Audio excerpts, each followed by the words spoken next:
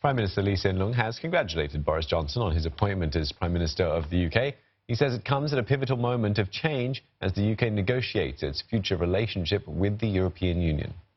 In his letter, Mr. Lee says he looks forward to the UK continuing to stand up for free trade, multilateralism and a rules-based international order.